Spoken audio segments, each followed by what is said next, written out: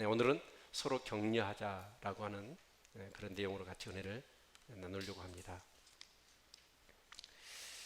이런 말이 있습니다. 군중 속의 고독이라고. 의외로 우리 교회가 크지는 않지만 또 우리 교회 안에 뭔가 좀 이렇게 가족 같은 분위기를 느끼고 싶은데 그러지 못한 것들 때문에 굉장히 애롭게 힘들게 이렇게 신앙생활 하신 분들이 없지 않아 있는 것 같습니다. 옛날에 그 미국에서 한 노인이 신문에 광고를 냈어요. 나한테 전화를 거신 분들이 안에서 제가 $10를 드리겠습니다. 얼마나 찾아오는 사람도 없고 전화 걸어주는 사람도 없으니까 그런 광고를 했겠어요. 또 어떤 분은 어떤 항구에서 이렇게 배를 타는데 가만 봤더니 이렇게 타다가 보니까 배를 타는 사람과 거기에 작별하러 오는 사람들이 막 손을 흔들어주고 아쉬워서 그렇게 인사를 나누더랍니다. 근데 자기는 보니까 아무도 없는 거예요. 그자 이 사람이 다시 부두로 막 달려갔어요. 그리고 거기에 한 소녀를 붙잡고 돈을 주는 거예요. 그럼 내가 배를 타면 이 손수건을 줄 테니까 이 손수건을 막 흔들어라. 그랬다는 거예요. 참 우리는 뭔가 마음과 마음을 나누고 삶을 나누고 싶지만 그러지 못해요.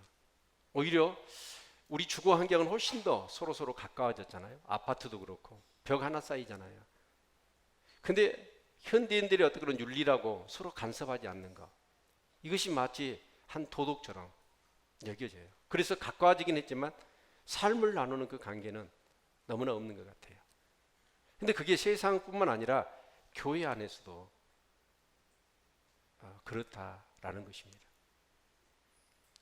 근데 여러분, 교회라는 게 어떤 것이나요? 우린 예수 그리스도의 보혈의 피로 구원받은 하나님의 자녀입니다. 그렇기 때문에 저와 여러분은 어때요? 영적인 가족이에요. 하나님 아버지를 모시고 한 영적인 가족인 것입니다. 그래서 우리가 이렇게 주일날 모인다 할지 또 예배에 모인다 할지 또 우리가 목장 모임을 모일 때 우리는 같이 흩어졌던 이산가족이 다시 만나는 거예요. 그럴 때 그 만남 속에 우리는 어떻게 반가움이 있어야 되고, 진짜 흩어졌던 가족이 만나는 그리움, 반가움, 이런 것들이 우리 교회 안에 서로 나누어야 합니다. 아멘을 안 하시는 거 보니까 그런 걸 못 느끼는 거예요 지금. 오늘 여러분 보십시오. 얼마나 다사다난합니까? 사고도 많고요, 위험한 일도 많고 어려운 일도 많이 있습니까? 그런 숱한 그런 강에 같은 세상 속에서 정말 흩어졌다가 그 세상에 살다가 위험에 노출되어 있다가 여러분 다시 만나요. 건강한 모습으로. 얼마나 귀하고 반갑습니까? 때로는 고맙죠. 우리 옆 사람 인사합시다. 네, 와줘서 고맙습니다. 아니 진짜 그냥 하라가니까 하지 말고 좀 마음을 담아가지고 좀 얘기를 좀 하셨으면 좋겠어요. 정말 그렇게 믿으십니까? 그래서 우리는 뭐예요? 하나님 아버지고 우린 영적인 가족이에요. 그렇기 때문에 사실은 우리가 육적인 가족이라는 걸 우리가 한번 생각해 볼 필요가 있습니다. 물론 이 세상에서 가족처럼 그렇게 가까운 관계는 없지요. 그런데 이 육적인 가족이라는 건 영적으로 본다면 우리 죽음으로써 이 가족 관계는 끝나는 거예요. 그러나 영적인 하나님의 가족은 어때요? 죽어서도 가족입니다. 믿으십니까? 그렇기 때문에 어떻게 보면 육적인 가족도 소중하지만 그 유대 관계는 영적인 가족인 우리가 더 훨씬 더 강하다고 할 수가 있을 것입니다. 아멘. 요즘은 너무 서로 무관심하게 살아가는 것 같아요.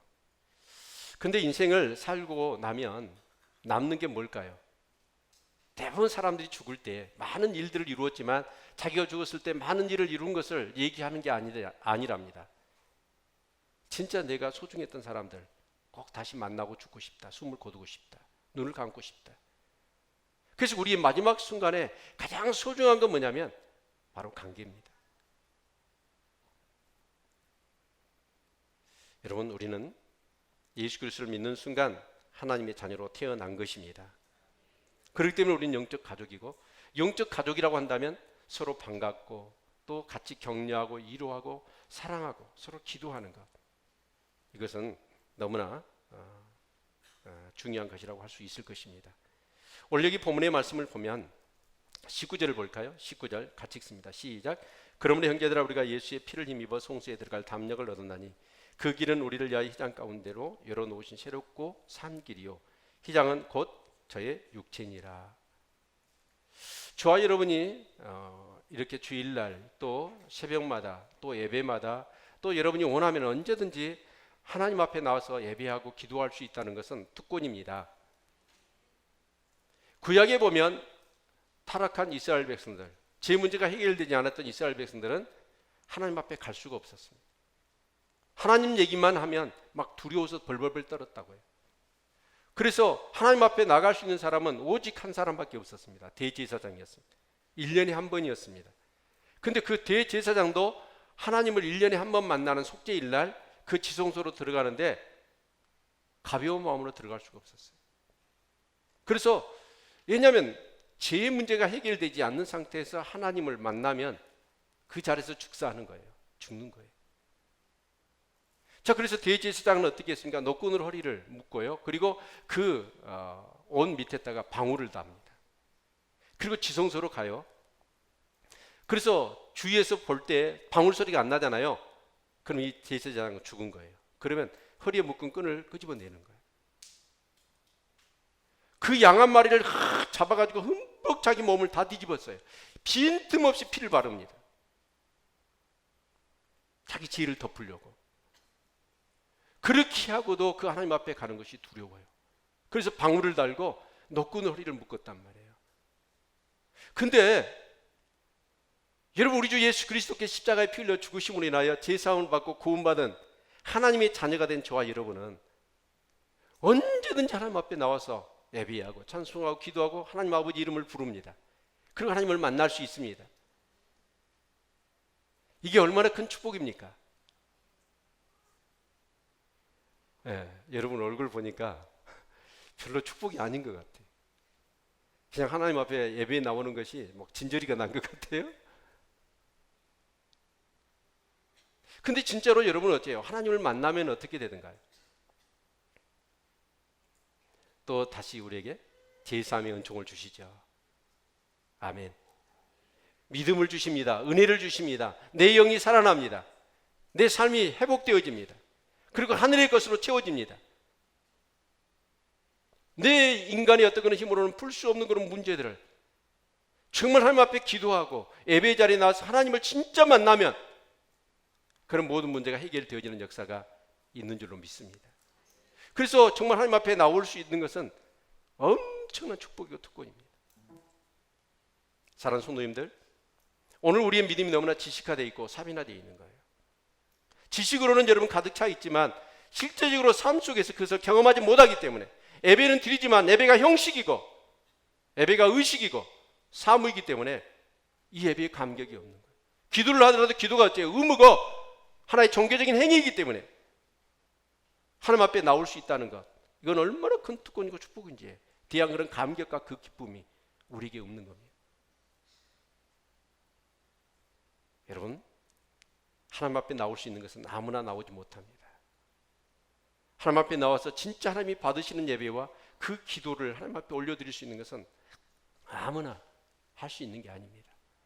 예수 그리스도를 믿고 제사함받고 구원받은 하나님의 자녀가 된 자만이 하나님 앞에 정말 기도가 응답이 되어지고 예배가 하나님 앞에 올려지고 또 하나님의 그 놀라우신 은혜와 그 은총이 우리 가운데 임한 줄로 믿습니다. 여러분, 하나님 절에 나올 때마다 이 하나님을 만나시기를 주의 이름으로 축원을 드립니다. 그래서 21절, 22절 같이 읽습니다. 시작. 또 하나님의 집 다스리는 큰 제사장이 계시매 우리가 마음의 뿌림을 받아 양심의 악을 깨닫고 몸을 맑은 물로 씻었으니 참 마음과 온전한 믿음으로 하나님께 나아가자. 하나님께 나아가자. 믿음으로. 여러분, 이 예배를 통해서 하나님을 만나십시오. 말씀을 통해서 하나님이 음성을 들을 수 있기를 바랍니다. 그래서 믿음으로 하나님 앞에 나가는 예배를 우리가 드리는 거예요. 그런데 이게 얼마나 놀라운 축복이고 큰 특권이냐 하는 것입니다. 아멘. 네. 근데 어느 날 보면 많은 사람들이 아마 이 히브리서를 기록할 당시도 그러지 않았는가 싶어요. 이 예수 그리스도를 희생하셔서 하나님과 우리 사이에 막힌 그 길을 열어주셨잖아요.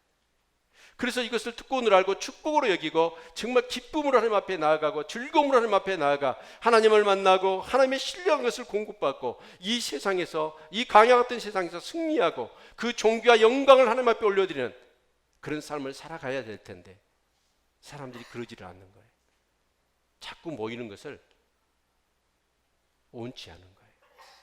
그래서 우리 24절 25절 같이 한번 읽어보겠습니다. 시작. 서로 돌아보아 사랑과 선행을 격려하며 모이기를 피하는 어떤 사람들의 습관과 같이 하지 말고 오직 권하여 그날이 가까움을 볼수록 더욱 그리하자.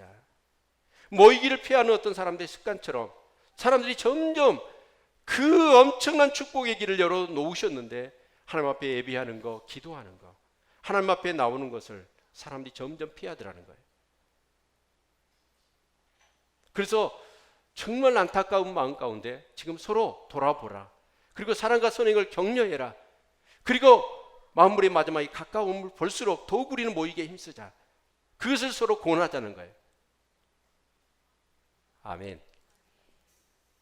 여러분, 서로 권하고 권면하고 격려하고 돌아볼 수 있는 우리 성도님들 될 수 있기를 주님의 이름으로 축원을 드립니다.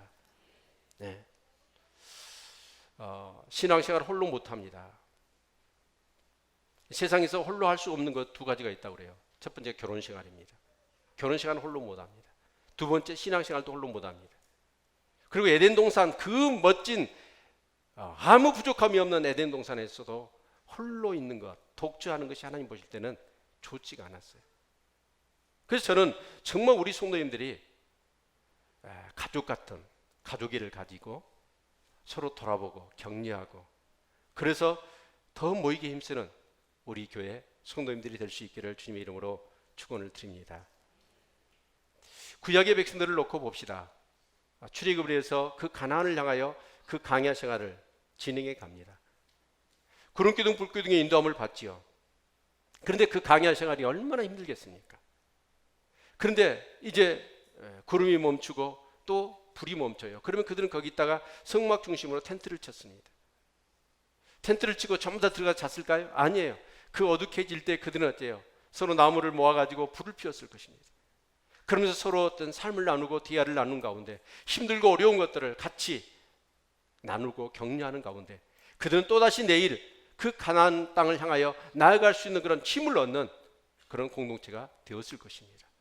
그들이 해결할 수 없는 문제가 생겼을 때 제사장은 성막에 들어가서 그들의 제 문제, 그들의 여러 가지 삶의 문제들을 끌어안고 제사장이 그 성막에 들어가서 하나님과 대면하여 그 하나님의 음성을 듣고 그들에게 해결책을 줄 때 그들은 문제를 해결받고 또다시 일어나서 그 순례의 길을, 그 강야의 길을 그들은 걸어갈 수 있는 힘을 얻었던 것이죠. 사실 우리 성도님들도 마찬가지입니다. 우리가 정말 그 구도자의 삶, 그 천국 여정, 나그네 길을 가는 과정 속에 이 강야의 삶이 얼마나 힘듭니까? 그래서 우리는 서로 격려하고 서로 이루어할 수 있는 우리 성도님들 될 수 있기를 주님의 이름으로 축원을 드립니다. 아멘. 네. 그래서 우리는 서로 돌아봐야 돼요. 우리 성도들이 신앙생활을 할 때 가까운 분들, 특히 우리는 그렇습니다. 목장 사역 속에서 정말 목자들이 그리고 목장 식구들끼리 서로 기도하고 서로 사랑하고 서로 격려해야 돼요. 그래서 여러분 어째요? 신앙생활을 주님과 멀어져요. 교회와 멀어져요. 기도생활이 멀어져요. 그럼 우리는 어째요? 서로 돌아보고 격려해야 합니다. 근데 안타깝게도 오늘 교회가 어쩌냐면 서로 돌아보고 격려하는 것들을 힘들어해요. 왜냐하면 세상이 그렇지요. 프라이버시 침해한다는 거예요. 내가 내 일, 내 알아서 할 텐데 간섭이냐? 라고 하면서 뭔가를 이렇게 간섭을 한다 생각하고 막 반발을 하는 그런 모습들이 오늘 교회 안에도 많은 거예요. 근데 성경은 말씀합니다. 그것을 가만두지 말라는 거예요. 서로 돌아보라는 거예요. 서로 격려하라는 거예요. 여러분, 우리 교회가 그런 영적 가족이 될 수 있기를 바랍니다. 내 목자가 정말 또 교회 지도자가 아니면 다른 어떤 지체가 내 어떤 신앙에 대한 그런 문제에 대해서 여러분 돌아보아서 뭔가 여러분 격려하고 어떤 얘기를 할 때 그것을 사랑으로 받아들이고, 여러분 나를 위해서 더 믿음을 세우기 위해서 하나님이 저 사람을 통해서 나에게 말씀하시구나, 그렇게 받아들이시는 그런 영적 가족을 이룰 수 있어야 합니다. 아멘. 이 보면 그래요. 우리 교회 이렇게 우리가 이 예배가 그렇잖아요. 찬양을 한 30분 드리고, 근데 예배가 언제부터 시작되는 것이죠? 착각하고 있는 분들이 계실 것 같아서 다시 한번 강조합니다. 예배는 찬양하기 전에, 찬양단이 딱 서서 여러분 기도하는 그 순간부터 예배입니다. 그래서 우리 성도님들은 여러분 적어도 예배 10분 전에 오셔서 여러분 준비하고 여러분 예배에 참석할 수 있기를 바랍니다. 그런데 지각하는 사람이 의외로 많아요. 우리 찬양단이 그런 얘기를 합니다. 찬양할 때 거우 자리가 비어 있다는 거예요. 근데 여러분 그렇게 여러분 앞으로는 그러셔야 돼요. 지각하잖아요. 그 사람이 예배에 늦어가지고 내 옆에 앉잖아요. 그러면 돌아보세요. 그리고 눈에 힘을 주고 다음 주는 지각하지 마세요. 내가 당신을 위해서 기도하겠습니다. 그 눈으로 돌아보시라는 거예요. 어찌 아멘 한 사람이 한 사람도 없어요. 아멘. 그냥 놔두지 말라는 거예요. 여러분 이 예배에 지각하는 것, 어떤 분들이 그러더라고요. 여러분 예배에 지각하는 게 뭐든가요? 어쩌다가 지각할 수는 있어요. 그러나 대개가 보면 지각하는 사람이 지각합니다. 그게 뭐예요? 습관이에요. 습관이거든요. 그래서 여러분 철저한 습관에 길들여져 있습니다. 규칙적인 습관. 근데 규칙적으로 지각을 하는 거예요. 그런 사람은 가만두지 말아요. 돌아보래요. 가까운 사이 같으면 이렇게 예배에 참석해서 고맙다. 그러나 지각하지는 말자. 그 말하기 어려우면 한번 째려보시라고. 아멘. 그래서 우리 교회에 지각하는 사람이 아무도 없기를 바랍니다. 또 이렇게 예배 시간에 조는 사람이 있어요. 그럼 그 사람 가만두면 될까요, 안 될까요? 돌아보라는 거예요. 나만 신앙생활 잘하지 말고 돌아보세요. 그래서 옆 사람이 자고 있으면 어떻게 해야 돼요? 막 꼬집으셔야 돼요. 이게 돌아보는 거예요. 이 예배 시간에 자고 있으면 어때요? 말씀이 들려요, 안 들려요? 말씀만 예배 꽝 치는 거예요. 여러분 지각한 사람이 어떻게 은혜를 받겠어요? 그래서 돌아보라는 거예요. 여러분 볼 때 우리 주일날 빠진 사람들이 있어요. 그럼 그거 어떻게 해? 가만둬요? 돌아보라는 거예요. 우리 돌아봅시다. 네. 우리 옆 사람 내가 돌아봐 줄게요. 아멘? 이게 가족이잖아요. 아니 세상이야. 우리 극장에 앉아 있는데 옆 사람 늦든지 말든지, 뭐 예배 끝날 때 오든지, 아니 뭐 그 영화가 끝날 때 오든지 말든지 상관없잖아요. 세상은 그래요. 그러나 교회는 여러분 그러면 안 된다는 거예요. 서로 돌아보고 격려하자는 거예요. 여러분 그렇게 서로 돌아보고 격려해도 그것을 사랑으로 받을 수 있는 우리 성도님들 되실 수 있기를 바랍니다. 너나 잘하세요. 이것은 세상에서 하는 거예요. 정말 교회는 그렇잖아요. 내가 지각하고 예배 시간을 빠뜨리고 예배 시간에 자고 있고 예배 시간에 딴짓하고 있고, 그러면 내가 어째요? 오늘 예수 그리스도를 통하여 그 상기를 열어놓으셨잖아요. 하나님을 만나는 자리예요. 그리고 은혜 받아야 믿음으로 세상을 이기니까. 근데 여러분 그렇게 되어진다면 가만두면 안 되잖아요. 아멘. 여러분, 우리는 정말 세상에 그런 방식들이 교회 안에 들어와서는 안 될 겁니다. 참 제가 이렇게 마음이 아픈 건 뭐냐면, 애써서 이렇게 기도합니다. 성도들 전체를 다 기도할 수는 없어요. 그래서 제 나름대로 기준을 가지고 가능하면 우리 성도들 위해서 기도하려고 기도를 하거든요. 그런데 기도하다 보면 하나님께서 제 마음 가운데 꼭 이렇게 그 전화를 해야 된다고 하는 사람들이 있어요. 그래서 걱정이 되고 또 뭔가 기대가 되어지면서 전화를 하거든요. 근데 전화를 안 받아버리는 거예요.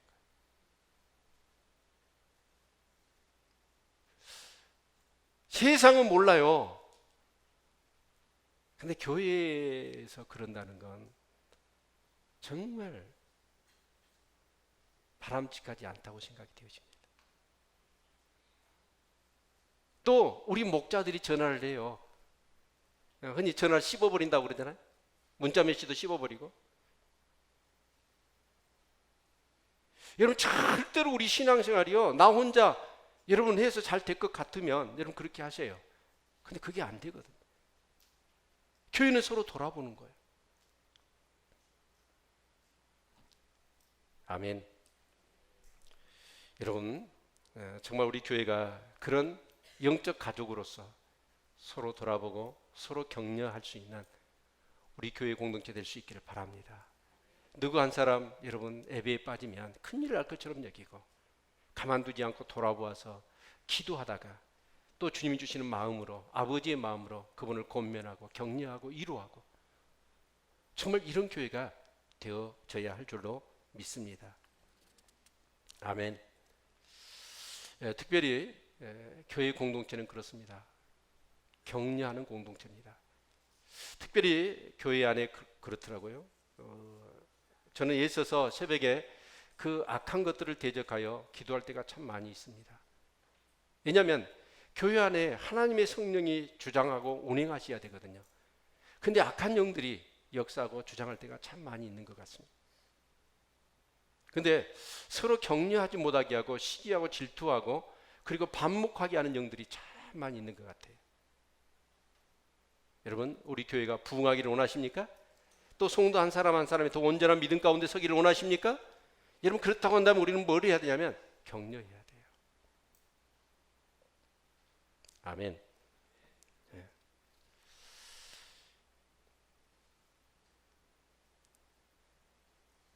가령 우리가 한번 봅시다.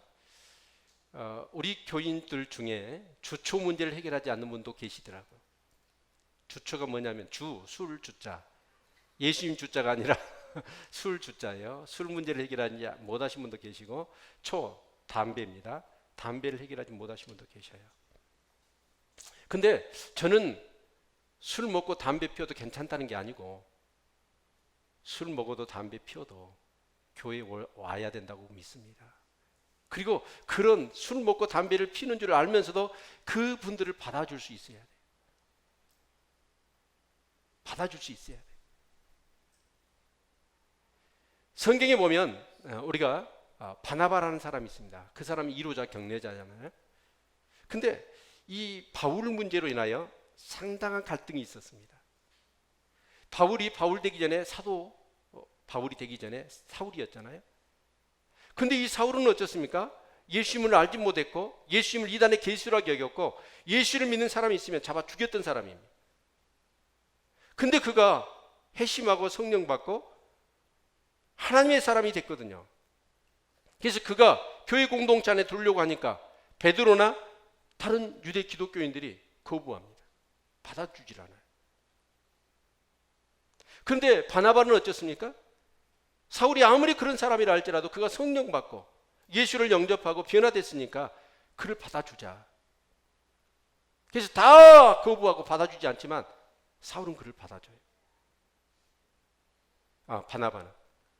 그랬더니 그 바울이 어떻게 되죠?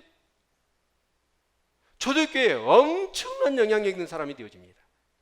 신약 성경 13권을 기록하고 어떻게 보면 예수 그리스도의 복음을 하나의 교리적으로 집대성한 그런 사람이 바울이고, 하나님 나라의 그 복음을 이방 가운데 퍼뜨려서 정말 세계적인 곳에 하나님의 나라가 확장되어질 수 있도록 그 영향력을 행사한 사람이 누구냐면 바로 바울이거든. 근데 만약에 여러분이 바나바가 바울을 받아주지 않았다면 우리 교회는 정말 큰 위대한 인물을 우리 놓칠 뻔했습니다. 어떤 목사님이 이런 간증을 하더라고요. 교회는 다녔지만 정말 엉망으로 교회를 다녔던 것 같아요. 그래서 세상이 너무 좋았어요. 그래서 교회는 그냥 무늬만 크리스찬이었고 세상에서 재미있는 거 좋은 거 다 하면서 그거 탐닉하고 다녔어요. 그런데 그분에게 웬일인지 예배에 참석하고 그 조그마한 얕은 기도라도 기도를 하면 하나님이 그 분을 부르시는 거예요. 신학교 가라고, 목회자로. 근데 자기는 세상이 너무 좋은 거예요. 그리고 신학교 가서 목회자가 된다고 생각하니까 너무 암담한 겁니다. 그런데 예배에 참석하고 기도할 때마다 계속해서 하나님이 포기 안 하시고 부르시는 거예요. 신학교를 가라는 거예요. 목사가 되라는 거예요. 그래서 이 분이 이제 신학교를 안 가면 또 이렇게 신앙 가운데 이런 게 있어요. 하나님이 하라는 것을 안 하면 정말 혼난다는 것을 알았던 거 봐요. 그래서 그럼 신학교 가서 목회자가 되겠다. 딱 마음을 고쳐 먹었어요. 그리고 이제 신학교 입학원서를 냈더니 추천서를 2개 받아오래요. 하나는 담임 목사님, 하나는 평신도 추천서를 바라보라는 거예요. 근데 이분이 신앙생활을 잘 했으면 어떨까요? 걱정이 없어요. 신학교 간다 하면 오케이 하고 막 서로 써줄 건데 자기 신앙생활, 교회생활 한 걸 보고 누가 추천서를 써주실까 걱정이 되더래요. 그래서 이제 신학교 간다니까 목사님은 이해할 것 같아서 목사님 문제가 안 되는데 평신도 중에서 추천서를 받아야 되잖아요. 근데 생각해 봤더니 교회 안에 누구 안에 뭐 관계 맞는 사람도 아무도 없고 또 자기 신앙생활 한 걸 보면 추천서 줄 사람이 아무도 생각이 안 나는 거예요. 근데 이제 추천서를 받아갖고 가야 되니까 교회인들을 이리저리 살폈답니다. 그리고는 가장 착하게 생긴 장로님을 골랐어요. 그래가지고 여차여차해서 내가 신학교를 가려고 하는데 추천서를 써주십시오. 그랬더니 그 장로님이 뭐라고 말하냐면 즉답을 회피하시더래요. 집에 가 계시면 제가 답을 드리겠습니다. 불길한 예감이 들었어요. 집에 갔더니 장문의 편지가 왔어요. 그 편지의 요지는 뭐냐? 당신의 교회 생활과 신앙의 형태로 봐서는 신학교를 가면은 아니 되올 줄로 믿습니다. 거절하는 정말 그 부드럽게 상처받지 않도록 하기 위해서 장문의 그런 편지를 부드럽게 쓴 거예요. 그러자 이 목사님이 갑자기 이런 생각이 든 거예요. 옳다 됐구나. 핑계거리가 생겼어. 혼 안 나고 핑계 대잖아요. 평신도 중에 그렇게 착하게 생긴 사람이 나를 추천을 안 해줬다고 한다면 그 핑계로 이제 신학교 안 가도 되겠다. 그러고는 있는데 입학원서를 넣었기 때문에 그 신학교에서 면접받으러 오라는 거예요. 그래서 면접을 받으러 갔답니다. 근데 그 교수님이 딱 보더만 추천서가 없냐고. 그랬더니 소상하게 얘기를 한 거예요. 그렇게 그 장로님이 자기에 대해서 신학교 가면 나 같은 사람은 절대 안 된다고 추천서를 안 써줬다고. 그러더니 그 교수님이 딱 자기 말을 그 설명을 다 듣더만은 교수님이 그러더래요. 당신이 은혜 받고 성령 받으면 진짜 큰일 할 사람이라고. 그러면서 그냥 합격을 시켜주더래요. 그러면서 그분이 하는 얘기가 뭐냐면 자기한테 바나바는 누구냐면 그 교수님이었어. 자기 교회에서 신앙생활을 했던 그 장로님도 자기를 완전히 신학교 가면 안 돼. 완전히 그냥 하나님의 영광을 가릴 수 있는 사람으로 그렇게 했는데 생전 보지도 않은 사람이 자기가 신학한다고 하니까 그냥 받아준 거예요. 그리고 그 설명을 다 듣고 나서도. 그래서 이분이 그 교수님을 바나바처럼 얘기. 근데 그분이 성령 받고 은혜 받으면 너도 큰일 한다고 생각하니까 그 격려를 받고 엄청난 위로와 힘을 얻은 거예요. 그래서 그분이 지금 미국에서 큰 목회를 하고 있대요. 아멘. 오늘 현재 내가 보는 눈앞에서 이 모습은 형편없는 모습이고 제일의 모습이고 완전히 그냥 엉망인 신앙인이라 할지라도 여러분, 우리는 격려자가 되셔야 합니다. 아멘. 제가 이렇게 간혹 그렇습니다. 교회를 이렇게 아름답게 헌신적으로 섬기시는 분들 보면 너무 고마워요. 보물 같아요. 그래서 제가 그래요. 그분한테 당신 보물입니다, 우리 교회. 근데요, 그분이요, 보물 소리 들으면은요 너무 좋아하더라고. 그러면 진짜 보물같이 행동을 해요. 여러분, 정말 우리는요, 그 칭찬은 고래도 춤추게 한다고 그러잖아요. 여러분, 서로 격려할 수 있기를 바랍니다. 아멘. 참 교회 안에 그렇습니다. 정말 바나바 같은 이로자, 격려자, 그래서 교회를 세우려고 하는 사람들, 신앙이 좋은 사람들, 그런 사람들은 진짜 신앙이 좋은 사람, 하나님과의 관계가 좋은 사람은 어떻게 할 수 있냐면 그 사람이 대인관계를 어떻게 하느냐 보면 알 수 있어요.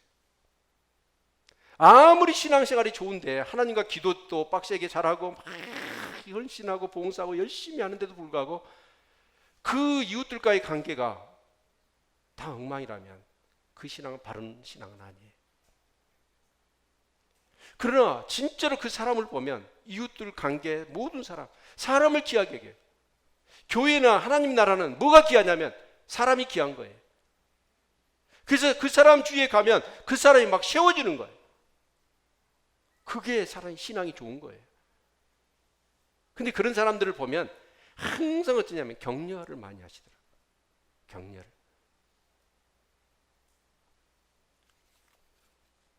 제가요, 이렇게 이하바 압주입니다. 남학에서 성경 공부를 하는 중에 한 분이 그런 얘기를 하시더라고요. 자기 친구가 아주 자기 주장이 센 친구예요. 근데 그 친구가 뭐 하나님에 대해서, 교회에 대해서, 목회자에 대해서 사바리 막 욕을 쏟아놓더래요. 그래서 막 너무 기가 막히고 화가 나가지고. 그런데 이분이 너무 화가 났는가 그분 앞에 아무 말도 못하고 가버렸대요. 그래가지고 집에 있는데 억울해가지고 잠도 안 오고 막 눈물만 나더래요. 그러면서 그 성경 공부 시간에 그 얘기를 눈물을 흘리면서 해. 너무 억울했다고, 잠도 못 자고 밤을 새웠다고 그렇게 얘기를 하시더라고요. 그 얘기를 들었을 때 제가 어떻게 했냐면 진짜 격려하고 위로를 했어야 되잖아요. 근데 제가 그렇게 격려하고 위로하기보다는 당신 신앙 정도면 그 사람 앞에 분명히 하나님이 살아계시다고 얘기할 수 있어야 했고, 앞으로 우리 신앙은 변증하는 신앙이 돼야 된다라고 얘기를 했어요. 근데 그 다음날 여기 엎드려서 새벽에 기도하는데 그걸 하나님이 생각나게 하시는 거예요. 그러면서 나를 막 진짜 네가 왜 그러냐. 아니, 격려하고 정말 그 안에 성령이 계시니까 그 성령님이 그런 상황 가운데 당신의 인격을 통해서 정말 근심하고 안타까워서 있는 것. 자, 당신 안에 성령이 계신 것이니까 그것을 인하여 정말 감사해라. 그렇게 위로하고 격려를 했어야 되는데 나는 거기서 가르치려고 한 거예요. 그것을 막 책망하시더라고요.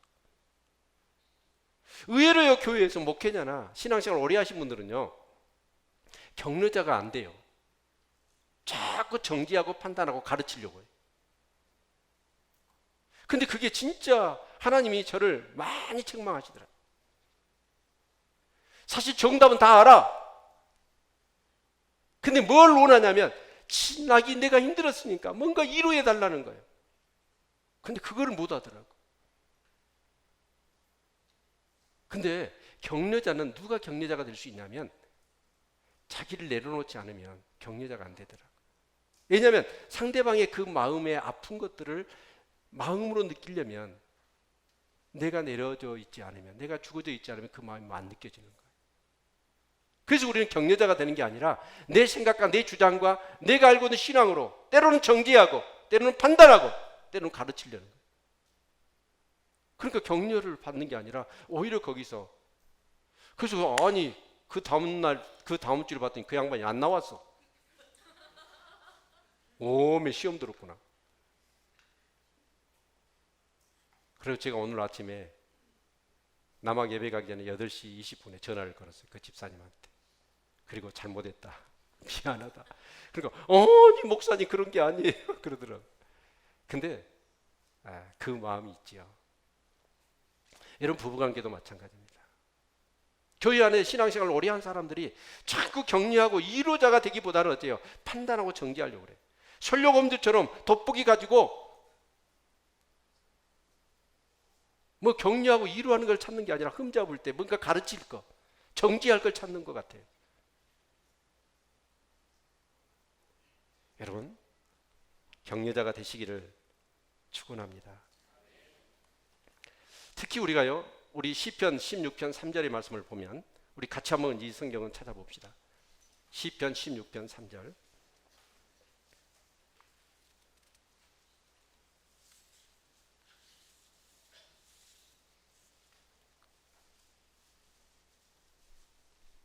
우리 같이 한번 함께 읽도록 하겠습니다. 시편 16편 3절 시작.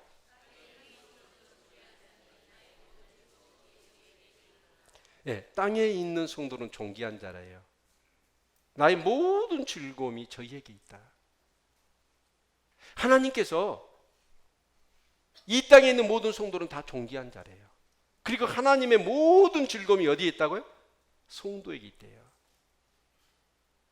그래서 우리는 어때요? 성도 한 사람 한 사람을 존귀한 자로 여겨야 하고, 그 성도 한 사람 한 사람이 하나님께 모든 즐거움이 되듯이 우리 모든 성도들도 성도 한 사람 한 사람에게 모든 그런 즐거움을 줄 수 있는 우리 모든 성도님들 될 수 있기를 주님의 이름으로 축원을 드립니다.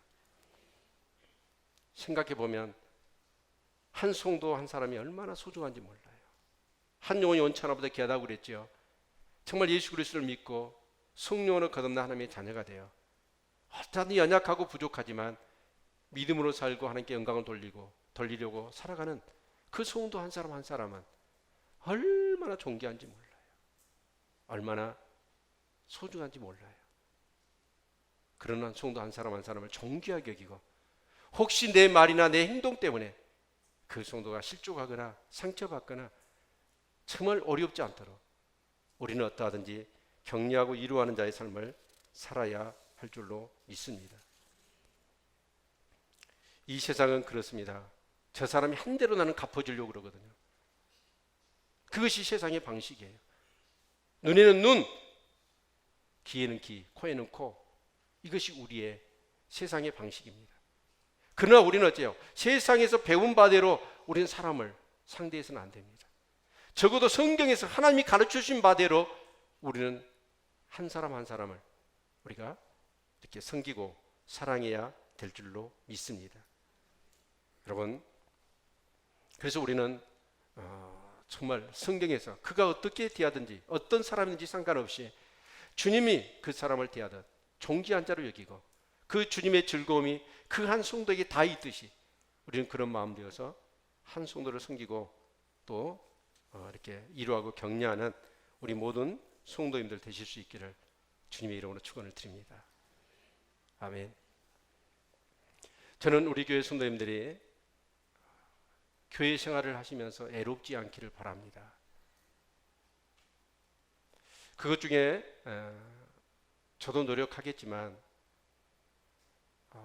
정말 서로 위로하고 삶을 나누는 그 관계를 이룰 수 있는 것은 제가 볼 때는 목장 사역입니다.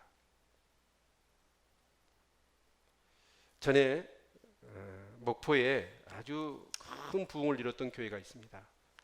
그 교회 출신 중에 한 전도사님이 저하고 같이 사역을 했었습니다.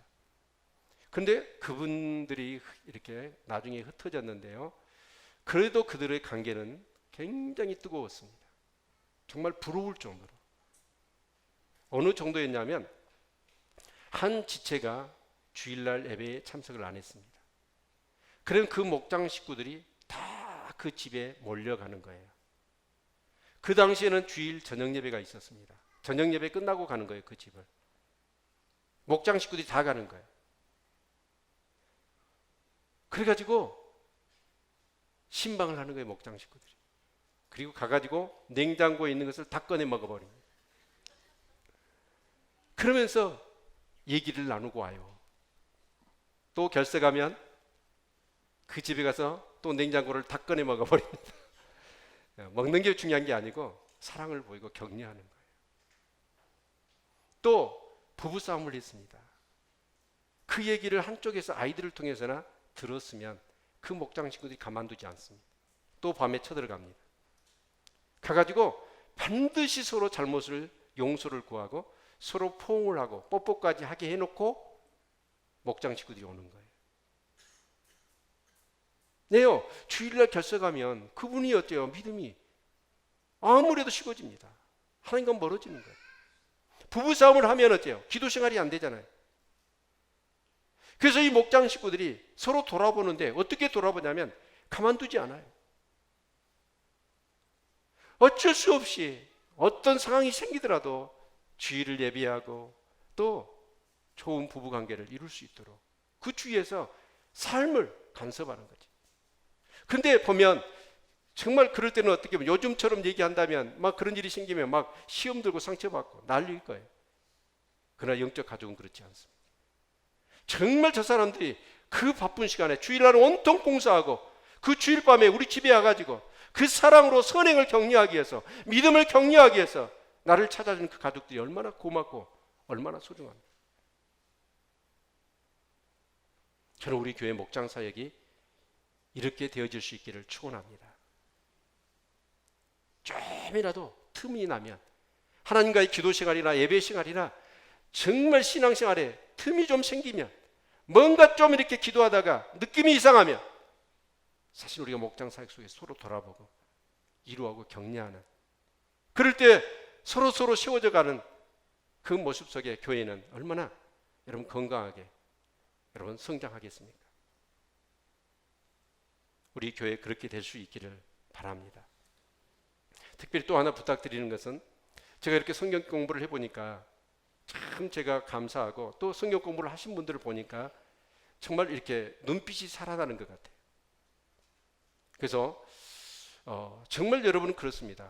가르치고 배우는 일에 전념해야 합니다. 여러분이 부지런히 성경을 배울 수 있기를 바랍니다. 그리고 저와의 어떤 삶을 나누고 말씀을 나누는 그 관계를 이 성경 공부를 통해서 가능하면 여러분이 많이 가지셨으면 좋겠습니다.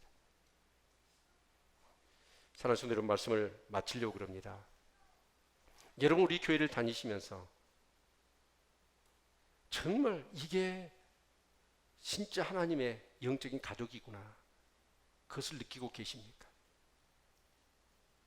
어떤 한 분이 이 앞에도 말씀드렸지만 이런 얘기를 하더라고요. 자기에게서 영적 무기가 뭐냐? 라고 했을 때 그분은 내 목장 식구들입니다 라고 자신 있게 얘기하는 거예요.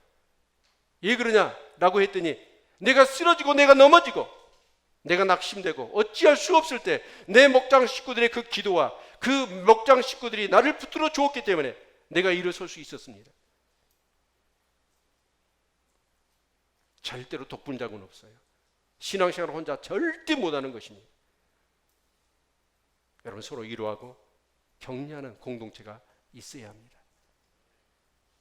여러분의 삶에 천군만마를 얻는 것 같은 내 삶 가운데 사단이 어떤 공격과 삶의 그런 역경과 어려움이 온다 할지라도 내 안에 천군만마 같은 나의 영적인 격려자와 위로자가 나를 위하여 기도하고 있고 나를 붙들고 있다는 사실 때문에 더 힘이 나서 이런 멋지게 신앙생활을 할 수 있는 우리 성도님들 다 되실 수 있기를 축원합니다.